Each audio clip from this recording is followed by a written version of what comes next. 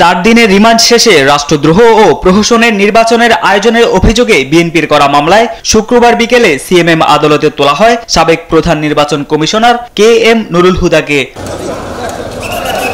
আদালতে আরও জিজ্ঞাসাবাদের জন্য নতুন করে 10 দিনের রিমান্ড আবেদন করেন মামলার তদন্তকারী কর্মকর্তা। পরে শুনানি শেষে 4 দিনের রিমান্ড মঞ্জুর করেন আদালত। রাষ্ট্রপক্ষের আইনজীবীরা জানান, সাংবিধানিক প্রতিষ্ঠানে থাকা সত্ত্বেও সাবেক এই প্রধান নির্বাচন কমিশনার দায়িত্ব পালন না করে সংবিধান ও নির্বাচনী আচরণবিধি লঙ্ঘন করে সরকারের হুকুম পালন করেছেন।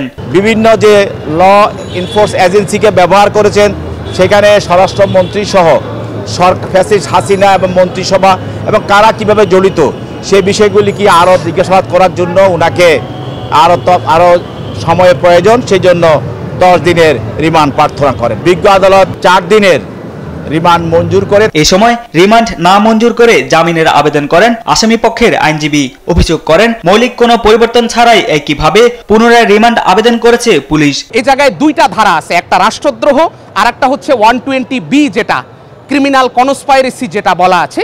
এই 2টা ধারার জন্য একেবারে আইনের স্পষ্ট বিধান হচ্ছে গভর্নমেন্টের স্যাংশন লাগবে এবং ডিসি সাহেবের কাছ থেকে অনুমতি নিয়ে এই মামলা দায়ের করতে হবে।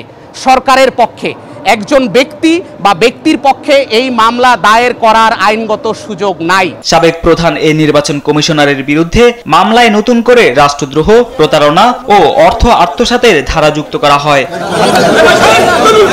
তারেক মাহমুদ সুজন, দেশ টিভি, ঢাকা।